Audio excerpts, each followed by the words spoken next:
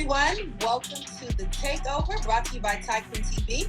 I'm your host, Danni Coleman, and I'm joined by my guys, Duane Spearman and Keelan Knight. All right, we got a big show today, guys. We're going to talk about the Vikings versus Bills. We're going to give out mid-season NFL awards, discuss the rise and fall of the Clemson Tigers football team, rookies that can keep up with Paulo Banchero, and of course, the World Cup. Keelan, Duane, what's up, guys? I'm feeling good. D. Duane, how you doing, brother? Obviously, y'all see the jersey setup I got, but today is special. I had to start the first show with the Lakers jersey on. My boy AD finally came through, so I'm feeling good. I'm pumped. I'm ready to get this thing going, man. Ready. Danny, one second. Keelan, blink twice if you're in danger. Because there's no way you're wearing a Los Angeles Lakers jersey in public right now. It's no way. Bro, what's going on? Please talk to me. Hey, this go way back. This is way back since I was a little kid, man. My grandfather was a Los Angeles Lakers fan. Every time I was over there, he had the NBA League Pass, and all he did was watch Laker after Laker game. So, you know, it's just in the bloodline. So, hey, here we are. I know we starting off shaky, but anyway, hey, LA, man. LA in 5, man. Lakers in 5, man. You heard it. Yes, sir. All right. Well, listen, we have to kick off the show and talk about arguably one of the best games so far in the NFL season, the Vikings versus the Bills. Guys, how'd you feel about that matchup? Danny, that matchup was a game of the 80s, and there's two things that I got to talk about from that game. One, the Minnesota Vikings, they have not been getting the respect they deserve. They go into their game down 17 points, I believe, in the third quarter at one point, but they found a way to get that victory, you know, in a hostile environment, going against one of the most hottest teams in the NFL right now. They came in and handled business, and I love what this guy did in particular, Justin Jefferson. And I've been hearing this talk about him maybe being a top 5 receiver. Yesterday game, he solidified to even having a debate whether he should be the number one guy. 10 receptions, 193 yards, 1 touchdown, and arguably the best catch we will see all season. I love what I saw from the Minnesota Vikings. That was most definitely the game of the year. But my hat goes out to the Minnesota Vikings for putting that game out yesterday. Yeah, well, for me personally, I thought this was game of the year, hands down. Like, this was like two gladiators going at it. You didn't know who was going to win. Bills, they took a lead, nice in the first half, 24-10, come back. Next thing you know, these guys fumble with 30 seconds left, and we're like, oh my God, is it really inevitable? It's going to happen? But what stood out to me was Stephon Diggs making his claim for best receiver, 12 catches, 128, handle business. But also, Kirk Go Chains. I call him Kirk Go Chains, but we talking about Kirk Cousins. 350, 1 touchdown. Adversity hit, and he was ready to go. Maybe throws to Justin Jefferson that only he could get. So, Kirk, I want to salute you. I want to salute the whole team, actually. The defense as well, only letting up 6 points throughout the game of the second half. Minnesota is definitely on our radar for championship contender. Okay. So I have to bring this back and say, some people are saying that Justin Jefferson's catch is better than Odell Beckham's catch in his rookie year. Keelan, how you feel about that? I feel like it's tough because if you go back and look at it, like the way Odell, it's almost like he need to use like his whole hand to get that ball. But Justin, like the moment in the game, 4th down, like everything was on the line, and the way he goes up and catches it one hand like that, I think it's like trying to pick apples and oranges. But if I had to pick, I'm gonna go with Justin just because of where they was at in the game, would have been 4th down and so much on the line. So I'm gonna go with Justin, man. I'm gonna go with him. Okay. Well, now that we've looked at 2 of the top teams, let's look at some of the individual players making big moves and leaving their mark on this season. So let's talk about it. Starting with MVP. Who are you guys' picks? Duane, Keelan. Got it. For MVP, for me personally, is the Fresh Prince of Philadelphia. I'm going with Jalen Hurts. Hurts is taking a major leap in throwing. He's 6th in the league in QBR. 12 touchdowns on the season passing, along with 6 touchdowns rushing, which is first in the league. To me, Jalen Hurts is the MVP without a doubt. He's got Philly 8-0. Without him, nothing is running through. Jalen Hurts, my MVP. My MVP, it has to go, and I know, I'm surprised I'm saying this, but I gotta go with the Hawaiian Tua Tagovailoa. If you look at what he's doing right now, he has an 82.6 QBR. You mentioned Jalen Hurts was 6. Tua is 1. Right now, Tua has 18 touchdowns to only 3 interceptions. And yesterday against the Cleveland Browns had a clean slate. I believe he went 25 or 37, and he had 3 touchdowns, no interceptions.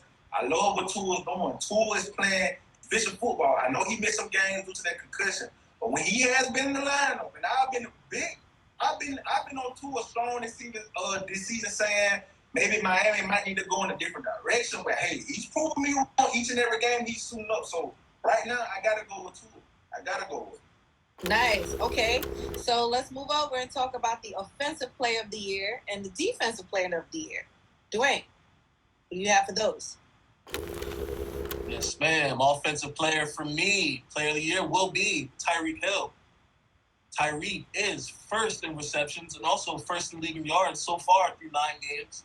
And he's on pace to do something no one has ever done. 2,000 yards in the season. Calvin Johnson, the only one who came close in 2012. Tyreek breaking records and will be offensive player of the year. Well, for me, Duane, I gotta agree with you. What Tyreek is doing on the offense side of the ball is magical. Like you said, number 1 in touchdowns, number 1 in receptions. It's like each and every week you see him, like you see the highlight, it's not even close. He's destroying all the defenders that you line up against him. So I gotta ride with you on this one. I'm going with Tyreek Hill as my offensive player of the year so far. Nice. All right, who are your picks for defensive player of the year? Duane, talk to me. To flip it to the other side of the ball, I'm going to go with as defensive player of the year is Michael Parsons. 8 sacks so far on the season, and he has the Dallas Cowboys, who are leading the league in sacks with 35. It's truly special to see him play. I'm not going to lie. You know what I mean? Not only is he a great pass rusher, but he also can line up a linebacker and work in coverage. You know what I mean? And I think because he's such a great pass rusher, his other teammates are able to go win their one-on-ones.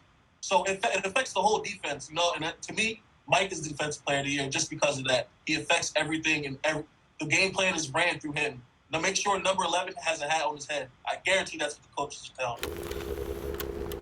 I'm not mad at that. Michael Parsons does impact the game in such a big portion. You know, whenever you see him, you know, like you got to watch out for him. But me, I'm gonna say a wild one right here, and I actually love the way he's playing this year. For my defensive player of the year, I'm going to go with the sack leader right now, Matthew Judon. Nobody is talking about Matthew Judon right now. He has 11.5 sacks. If he continues on the pace he's on, he could possibly end up with 20 sacks. Now, the defensive player of the year, it doesn't really matter about the team, like how good the team is. This is an individual award. Now, I know the Patriots, they're kind of up and down this year, but if you watch that Patriots defense, it is led by number 9. He gets after the quarterback each and every game. So I got to tip my hat off to Matthew Judon so far, man. Nice. All right, well, you guys don't go anywhere because when we get back, we're going to talk about the rise and fall of the Clemson Tigers football team. Stay tuned. We'll be right back. We're back now with Humble Hustler, the innovative entrepreneurial leadership organization that's making a huge difference in the lives of young Black men. From Grand Bay, where I see a lot of entrepreneurs on everything. Start up with something that I have learned.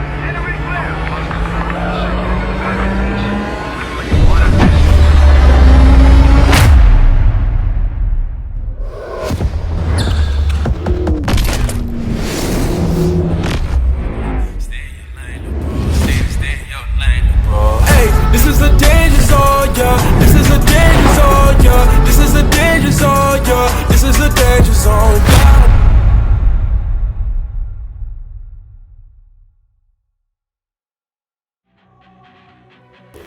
Welcome back to the Take Cover. Once again, I'm your host, Danni Coleman, and I'm joined by my guys, Duane Spearman and Keelan Knight.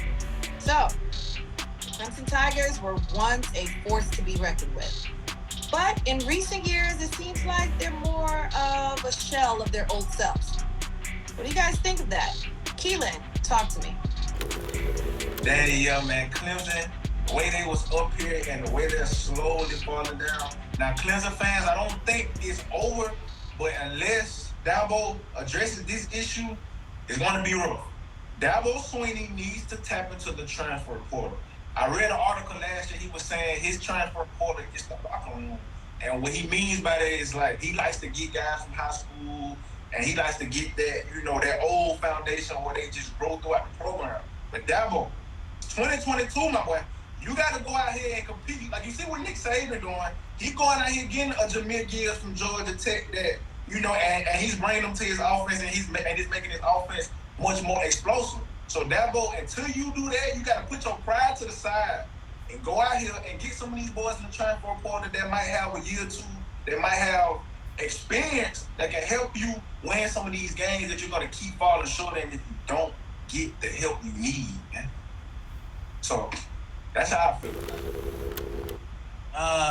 Man, the downfall of Clemson. Keelan said, I don't want to say it's over, but I'm saying it's over. It's a done deal. Sayonara. Punch your ticket to one-way ticket to Midsville, because you're mid now. It's over with. From 2015 to 2019, you guys were very special. You had Deshaun Watson. You had Trevor Lawrence. You won 2 national championships, but you made 5. That's how special the standard was. Now, it's not that anymore. You're losing Jeff Scott, the offensive coordinator. I think that hurt a lot. Also, losing Brett Venables at defensive coordinator, like K. Boogie said, that hurts a lot in recruiting and relationships, because this is what it's all about. I don't know, Dabo. To me, it's a done deal. Here's your flowers, buddy. All right. Woo. All right. Well, maybe Clemson could turn it around in the next few years, but it's time to move over into the NBA. So let's talk. Paolo Banchero has been lighting things up this season. He's been doing great as a rookie. But do you guys think there's anyone else who can step up to the plate and compete against him as Rookie of the Year? I'm gonna throw a name out here, Jaden Ivey, rookie from Purdue. And we're gonna talk about some of his numbers. Right now, he's averaging a little over 15 points a game, which is 3rd amongst rookies. He's averaging 5 rebounds a game, which is 2nd amongst rookies. And he's averaging 4 assists per game, which is 2nd amongst rookies. So in all the top categories, he's showing that, hey, he's to be reckoned with in the near future. Just recently against a good Boston team, he won for a career high 26 points. Right now, he's showing flashes of being able to shoot off the dribble. He can get to the hole at ease. He's real raw right now, but if he continues to stay in the gym, continue to work on his game, I think eventually he'll be able to catch up to Banchero, because right now, he's just on a whole different planet. So Jalen Ivey is my guy. Jalen Ivey is super nice. You know what I mean? I definitely think he's one of the best rookies. But to me, who's been most impressive besides Banchero has been Indiana Pacers guard Benedict Mathurin from Arizona. This guy's came to the league averaging 20 points, shooting 43 from the 3 and 46 from the field. And he's only been playing 28 minutes a night. He's been coming off the bench because you got Buddy Hield starting. So, as I see you wearing this Lakers jersey, what do you think about, because Ben does need to start, the future is here already, what do you think about Buddy Hield and a Lakers package? Me personally, I would like to get him, but at the same time, I don't really know how Buddy Hield will really help us really get to a championship, because, hey, man, we the Lakers, man. We don't just compete for we're not just trying to get into the playoffs. If we get into the playoffs, we trying to win it. So, yeah, Buddy Hield will get us to the playoffs, baby. Help us make a nice run. But will it help us hold up that David O'Brien trophy come middle of the summer? I don't know. So, really, I just think the Lakers really need to just keep finding ways to, just keep building around their team. We're getting Reeves more in rhythm.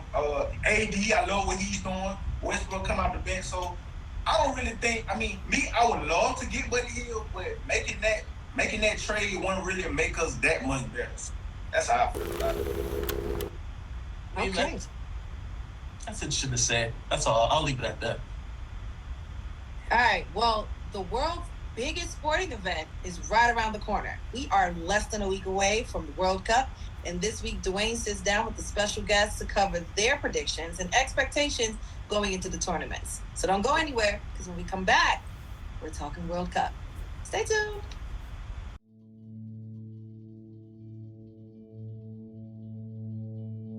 The life that athletes encompass today is no joke. A 24/7 job that requires constant commitment, daily focus, and of course, a foundational team who back them on their journey toward success. And that's where we come in. The goal of Tycoon Sports Media Group is to help grow and elevate the sports industry, one athlete at a time, via various media techniques. Tycoon Sports is a full-service media agency that was designed to provide services to athletes, trainers, athletic programs, parents, and more, looking to build the image and brand of each athlete and expand the marketability to better attract different companies and audiences. TSM wants to focus solely on unlocking the creative capacity of its athletes while elevating the brand we are helping them build.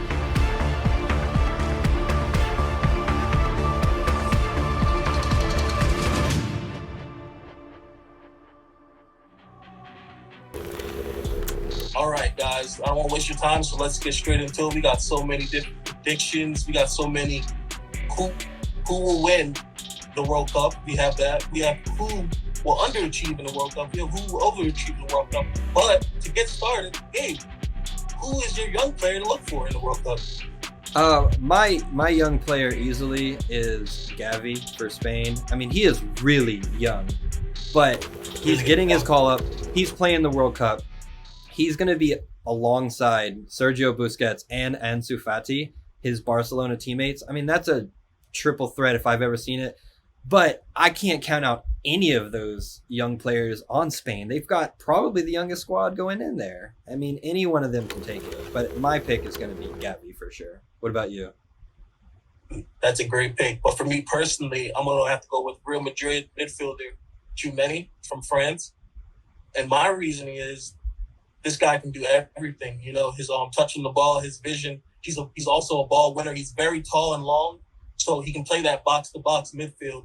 And to start at Real Madrid as a 19-year-old, you have to be a special talent, because midfield has always been a really good position for them with the likes of Kroos, Modric. To start with the likes of them, I'm going to have to look for Tchouameni throughout there. So everyone keep an eye out on Tchouameni.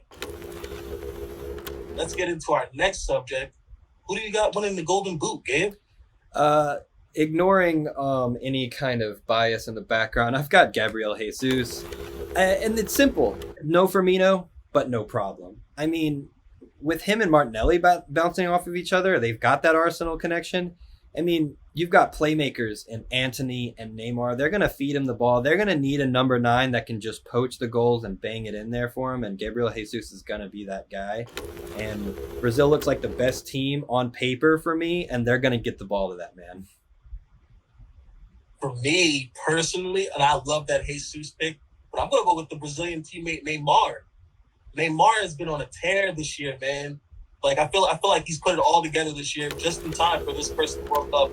He's missing out on the World Cup. He wants to bring Brazil a World Cup. You know what I mean? That's what they've been missing for the last 20 years, and that's all he wants to do. I feel like he's going to play his best, whether it's a floating central midfield role. And like you said, he's going to play off Martinelli and Jesus, which benefits him. I've got Neymar. Yeah, I agree. I feel like they have such a strong attack, and whoever gets the Golden Boot is probably going to come from that team. They're going to score so many goals in this World Cup. It's not going to be funny. The talent over there is ridiculous, bro. Like, I can't wait to watch them. I really do think they could do something here. Who do you have winning the Golden Ball, player of the tournament? That one's going to be a tough one for me. I want to keep talking about Brazil. They've got such a good team. Like you said, Neymar can do something.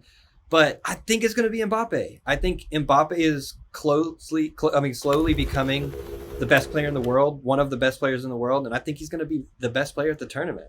I think that he'll finish second in the Golden Boot, but he'll easily have the most assists, and he'll just be the best playmaker, the best central piece for their team, and thus winning the Golden Ball, best player of the tournament. Excellent pick, man. Like, how can you go against Mbappe, the young and up and coming guy who's on the field? But I'm gonna go with the veteran, the one that's been doing this way longer than anybody, arguably the GOAT. I'm going with Messi. Imagine Messi leaving out with a World Cup. We know he's one of the greats, but this Argentina team has immense talent, especially up front. With Lautaro Martinez, he's going to be serviceable. They're going to be playing off each other. I'm telling you, this is Leo's tournament. He's in great form with PSG. He's ready to go, man. All right, Gabe. Who's making it to the final, and who's your World Cup winner? I think for me, as I already said, Brazil's going to be up there. I think Brazil's going to face against England. I think England has a promising young group. I think they have a very potent attack. The fans, I think, are so behind England right now because they want it. They want it so bad. They were so close in the Euros. I mean, they were penalties away from the Euros. Gareth Southgate has so much pressure on him. If he makes it to the finals, I think he'll prove them wrong. If he wins, then he'll definitely prove them wrong. But I think he needs to get at least back to the semifinals in order to really give the England fans something to hope for. But I think Harry Kane's going to go on a tear. He's going to score a lot of goals. But I think football's not coming home just yet. I think they're going to go against Brazil. I have Brazil making it all the way and winning. I think this could be, if it's Brazil and England, I think this could be one of the best World Cup finals we've seen in a long time. And that game in 2018 was so good.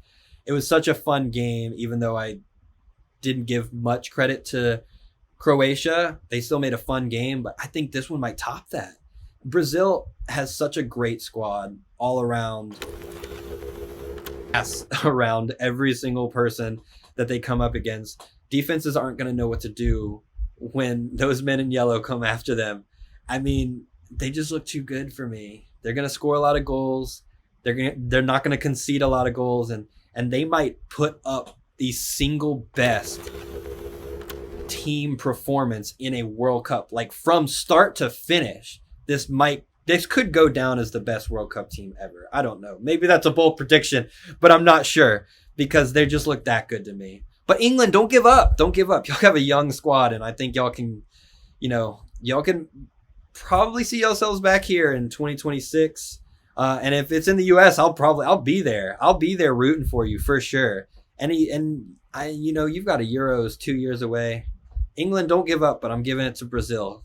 It hurts to say, but who do you have, Duane? Who do you have? I mean, like you said, it's hard to go against Brazil. Like, just the roster it has. But I'm going against it at the end of the day. I'm going with the GOAT, Messi. He gets it done, man. I'm telling you right now, this is all set up for Leo. Leo has way more talent than he had in 2014 and 2018. This is the best mixture of young and older guys that he's had since, I would say, he won Copa America. You know what I mean?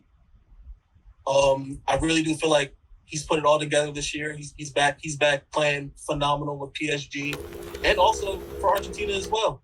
So I'm going to go with Argentina beating Uruguay. I think it's a South America battle. Oh. I think it's a South America battle. I really do think both of these teams meet up. Like I said, they're respectively, I believe, second and third in South America. Oh, right? wait, behind who? The Brazilians, obviously. Okay. But the Brazilians have come short. A 20-year drought? A 20-year drought? That's 4 tournaments. That's 4 tournaments, you know? When's the last time Argentina won a World Cup? I mean, how many times can you have only a 20-year drought? I mean, let's be real. And also hosting a World Cup and getting clobbered. It's like it might not be in their cards, you know? Yeah, we don't really talk about that one. we tend to go with that one.